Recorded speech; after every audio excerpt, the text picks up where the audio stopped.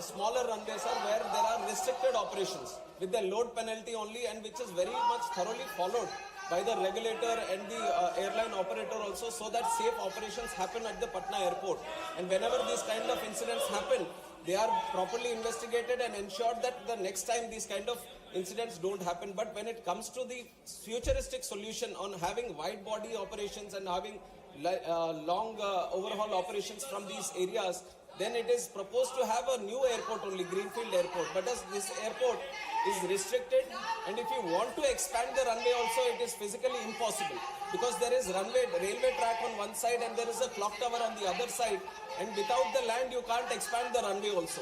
So within the stipulated runway of what you have mentioned to be 2,100 meters, to have these wide body operations is not at all possible. So an alternate runway which can cater for the wide body operations is being considered in the budget also. A greenfield airport for the city of Patna has been proposed. So we are actively looking into this solution by creating alternative airport. Dr. V. Sivdasan. Dr. V. Sivdasan.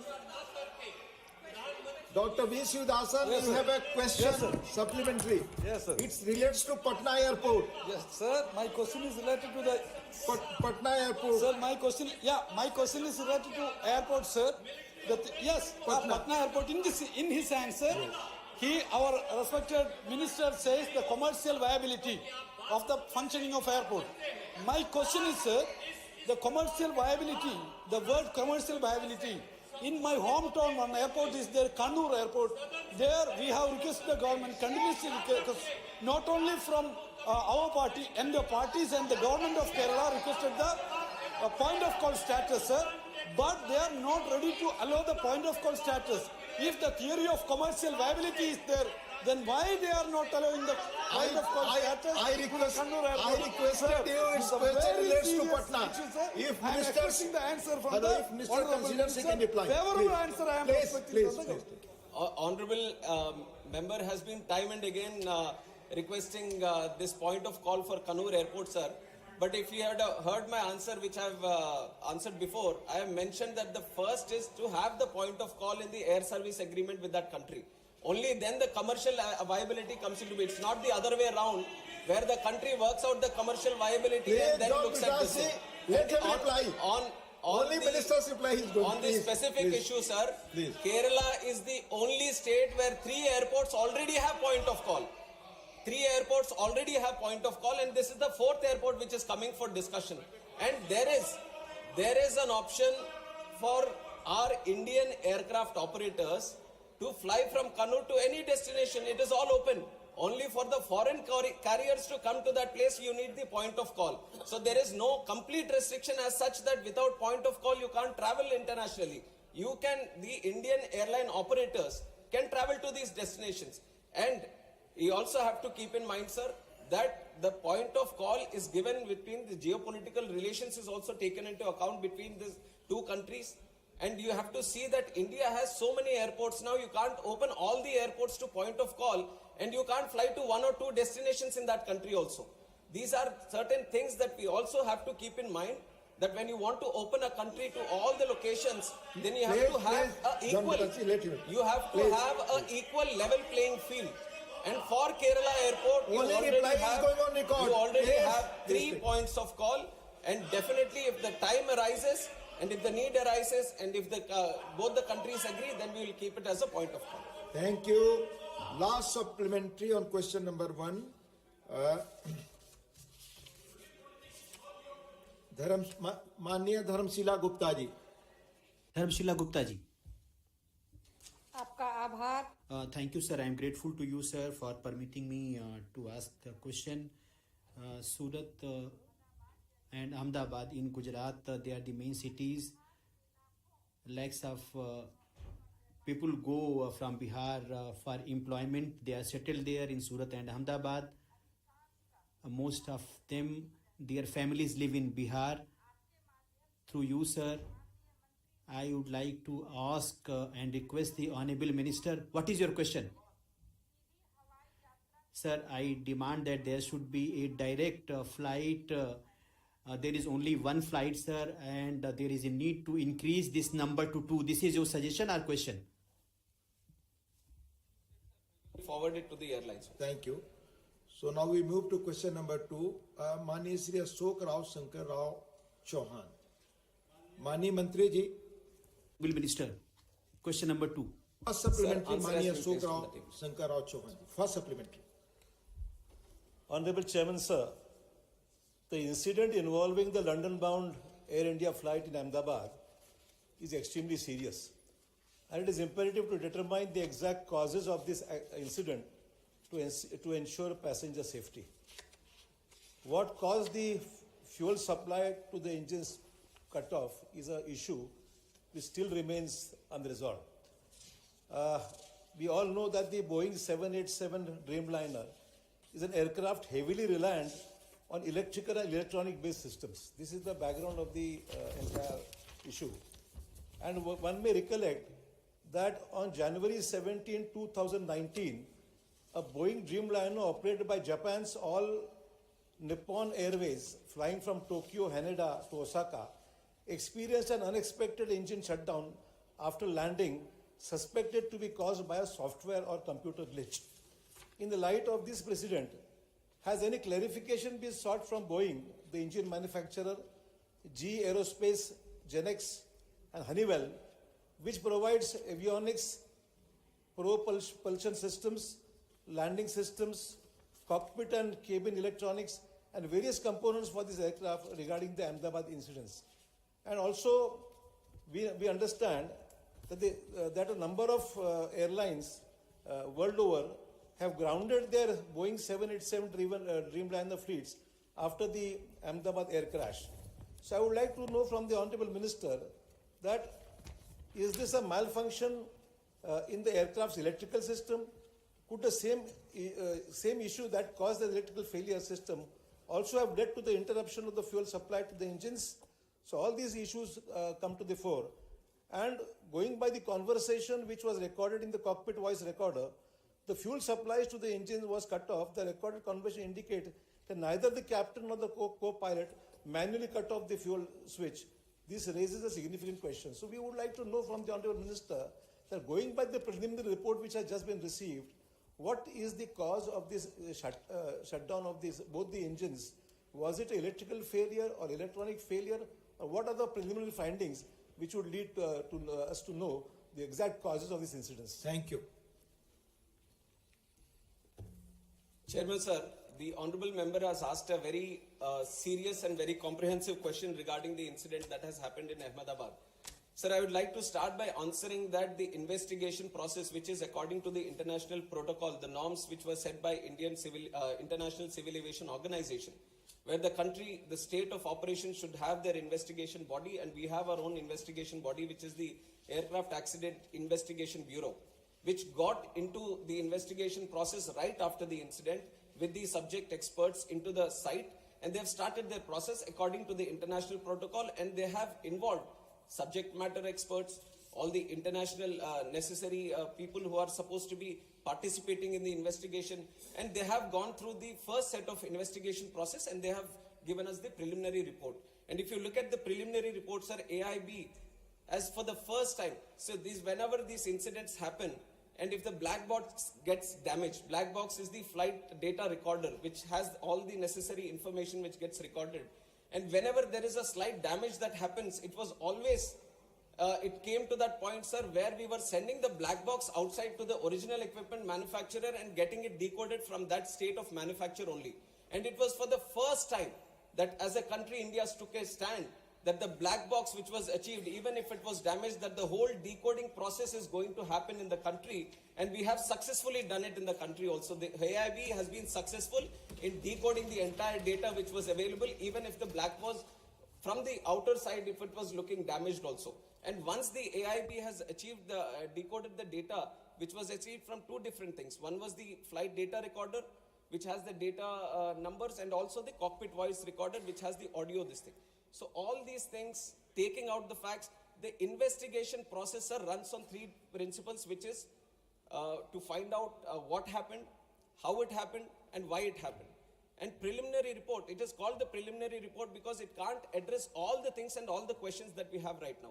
And what we have done, what the AIB has done in fact through the preliminary report is to kind of address what happened. Based on the facts it found out in the CVR, based on the facts it found out from the FDR, and only the facts that it was able to determine was mentioned in the preliminary report. And to come out with the suggestions or to come out with the exact cause of what happened and to come out with the further future action on, it can be the Boeing 787 or the series or the fuel switches and many things which have come under question, or the avionics which you have also mentioned in your question. To have a definitive answer and a definitive future correction measures, we have to look at the final report, sir. And I can say this to the House and through you to the people of this country also, that the AIB has a very definitive, thorough, rule-based process. They are very transparently looking into the process right now, and they are totally unbiased. This also I can say that the AIB is totally unbiased and looking into the facts. Now there can be many questions also. I have seen multiple articles myself. I have seen multiple articles not only by the Indian media but also the Western media trying to promote their own narrative, their own viewpoint, their own kind of consideration. But I have to tell you that the way we are seeing the investigation is through the facts. We want to stand by the truth, not what is happening with the pilots or not what is happening with the Boeing or not what is happening with the Air India or any other stakeholder which is this. We want to stand by the truth. We want to find out what exactly happened, and that is only going to be coming out once the final report has been placed. So we have to respect the process of investigation, and once that process of investigation has happened, then we can talk about what happened and how it happened and then the corrective measures. If we talk about the other incidents that would have happened before, let it be the Air Nippon, Japanese Airways or any other airways for that fact, every time any incident happens in any country, then the same process is followed, where the investigation body gets into the process of investigation, and once the thorough investigation is done and the final report is placed, only then the corrective measures to all these countries and all these airline operators and all the regulators is sent so that the corrective action is being done. And this has happened in the previous incidences also. Wherever there was any incident happened, whenever there was a mandatory suggestive correction measures that were supposed to be done through the international protocol, it is mandatory for every state regulator to follow these and every airline operator to follow these. And we have thoroughly, without any negligence, we have thoroughly followed all the corrective and suggestive measures from the ICAO international protocol. Thank you. Second supplementary. Chairman, sir, as we are all aware that the DGCA is the cornerstone of aviation safety in our country. But as we know, that in spite of these serious incidents which have taken place in our country, at this Ahmedabad incidents or the earlier whatever accidents have taken place, the DGCA is functioning at 50% of its sanctioned strength, technical strength. It's a very serious issue. I'd like to know from the Honorable Minister whether the government acknowledges this acute shortage in technical personnel within the DGCA, and what urgent and time-bound steps are being taken to fill these critical vacancies so that the regulator is fully equipped to safeguard the lives of lakhs of passengers who rely on air travel every day. We all know the kind of progress civil aviation took in the last 10 years, and I have also been time and again talking about the tremendous numbers depicting the growth that we have seen in the country, right, in the number of aircrafts or the passengers that travel through who prefer air travel, or the number of airports. Everything has almost doubled in the last 10 years or more than doubled in the last 10 years, sir. Even after we see that the COVID, which was a major road break for civil aviation, we have crossed the pre-COVID numbers and we are seeing a tremendous growth in civil aviation network. And this is why we from the ministry also recommended that we need to create more posts in this DGCA so that the surveillance or the safety or the security of civil aviation is very much intact with the tremendous robust growth that we are seeing. And this posts that we are seeing which are vacant, which has come to discussion, is the posts which have been created in last year and over the period of last 2 to 3 years. And we have to understand that creation of posts and recruitment of posts is a continuous process. And there is UPSC which is also involved. And we from the ministry are in continuous discussion. And last year itself, we have recruited 103 posts, which in the history of DGCA was the highest number of posts which was recruited. And this year, we have planned to recruit 190, where UPSC also has come forward. And by October, end of October, we are going to recruit 190 posts for this DGCA. And the other thing, which is more practical that I want to tell the House is that these are very niche and technical posts. It's not like we have a huge pool. This is a limited pool of subject matter experts, let it be the engineers or the pilots or medical experts, aviation related experts. This is a very specific pool of people that we are trying to pick up from. And it is a very tough process of picking up the right people, because these are going to be the regulators, these are going to be the inspectors, these are going to take care of the safety. So the recruitment process is also a very rigorous process, and we are doing our we have taken notice of this thing also, and it has been continuing process, and we are putting more pressure so that the timelines for the recruitment also come down, and very soon we are in the process of achieving 90% of these vacancies also to be recruited. Thank you. Third supplementary, Manisri R. Girirajan. Thank you, sir. I would like to know from the Honourable Minister whether the government has formed any high-level committee and formulated any new norms and procedures to be adopted and complied during the safety audits and routine inspections of each and every flight before the takeoff, and to provide special refresher training to ensure the physical, mental and emotional stability of the pilots are stable and fit to fly after they complete their 1,000 hours of flight. Thank you, sir. Thank you. Sir, like I said, one after the incident itself, one aircraft investigation bureau, they are running the investigative process into finding out how and why the incident happened. And on the other side, overlooking in a holistic approach on the safety measures and what can be done further.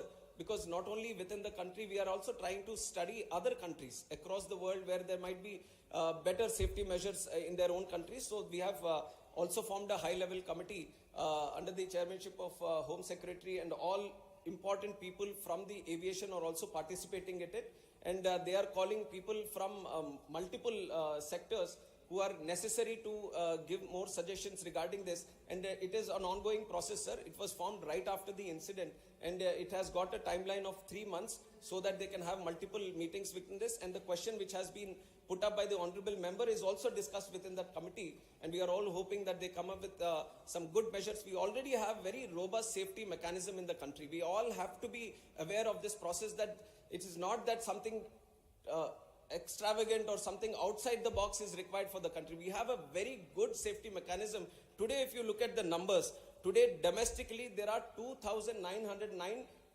departures that are happening in the country. 2,909. And internationally, if you look, 624. So overall, the number of departures that are happening every day from the country, 3,500. And around 5 lakh passengers are traveling every day by air. Even today, these are numbers that I have taken from today. So 5 lakh passengers are traveling safely every day. 3,500 flights are taking off every day from the country. So we have a very good process, but we are not stopping there. We want things to be brought down to zero in terms of incidents or anything. That is the process that we have. That is the integrity that we have, and that is the target that we have. So we are being more open now to the suggestions that are coming into our side, and we are looking at the international process also, and some of the countries where they feel, because ICAO, which is the International Civil Aviation Organization, always has a third eye on all the countries which are running operations, which are having these civil aviation networks, because civil aviation is not a thing where it is just within the country. It is not limited within the country. There are airlines from our country which are registered in India going into other countries and picking up and traveling passengers of other countries also. And likewise, other countries, airlines are coming into our country and they are picking up our passengers. So this is a global thing. And all the countries which are having these civil aviation departments or ministries or sectors, they all have to comply with the Civil Aviation Organization, International Civil Aviation Organization protocols. And we have been very committed to maintain those protocols. And we have a very effective score of 85 in the International Civil Aviation Organization safety score. And there are other countries, and you have to imagine the numbers that India has. We have more than 160 airports in the country. And I've given you the number of passengers that are traveling every day. In other countries, you might say that New Zealand or UAE or this thing, how many airports they have? 1, 2, 3, and we are operating at such a vast scale. And that is not like an excuse I'm putting, but that is the kind of growth that we have seen in the country and the kind of growth we are trying to maintain by also having 100% safe and secure civil aviation network. Dr. Fauzia Khan. Sir, I would like to ask the Honorable Minister that a Boeing B7878 aircraft, VTANW, was involved in an air turnback incident due to in-flight shutdown of engine 1 of flight number AI131 during climb on the 4th of August 23. Sir, from the Chhatrapati Shivaji Maharaj International Airport, Mumbai to Heathrow on the 4th of August, this flight was leaving. As per the incident report of DGCA, an HPC stage 10 blade went missing due to improper installation of locking lugs. That made dust accumulate in the left-hand engine, leading to the engine's surge and subsequent engine shutdown. Sir, an RTI... Be brief. That's brief only. Sir, an RTI query to the DGCA has revealed that 65 in-flight engine shutdown incidents occurred between 2020 and 2025. So that Foreign sector, spot checks and night surveillance. And this is done through an annual surveillance and safety plan that the DGCA prepares. And based on the regular checking that happens, they have a overlooking safety audit also that is happening all over the country. And they keep monitoring each and every plane. They keep monitoring each and every airport and all the safety measures that are being listed. And everything is very thoroughly monitored.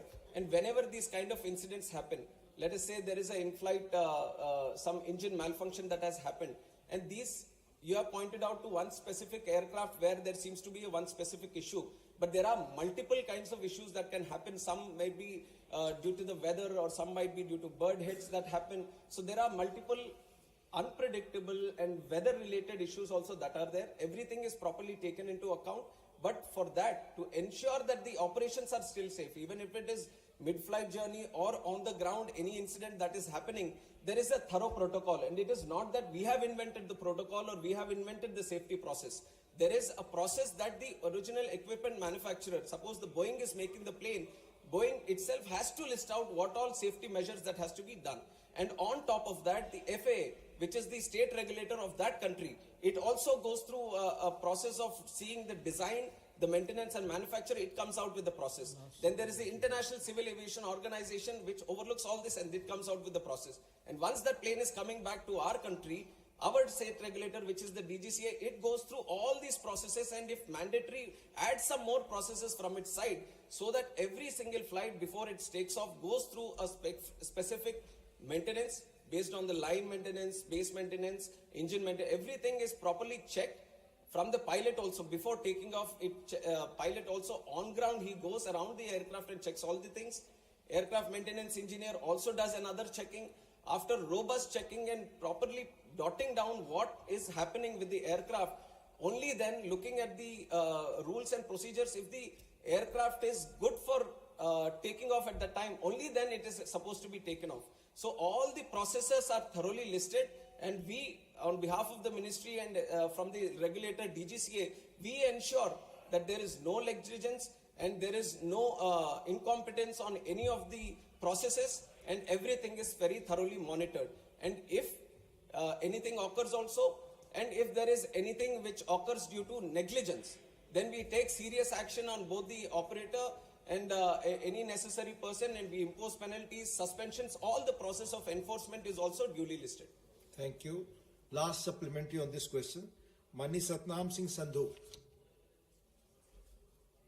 So, मेरा सवाल is So my question is about the people who were unlucky, who were unfortunate and who got killed in the accident.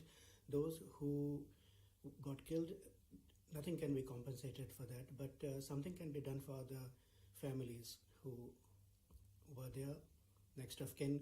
Compensation has been announced for next of kin, but medical students were also killed. Medical college students, they were having meals in their hostel. My question is about them whether compensation has been provided, whether their families who are also in trauma, any psychological help is being attempted? Thank you. Sir, first of all, I'd like to, through this house, also offer my condolences to the families of both the passengers of who are traveling in the plane, the crew and the passengers, and also the students, the families of both the students also. And this has been our idea right from the time the incident took place, that we are not going to differentiate between the victims, saying that Acha, these are the people who have traveled in the plane and these are the other ones who have got affected or succumbed to outside injuries outside the plane.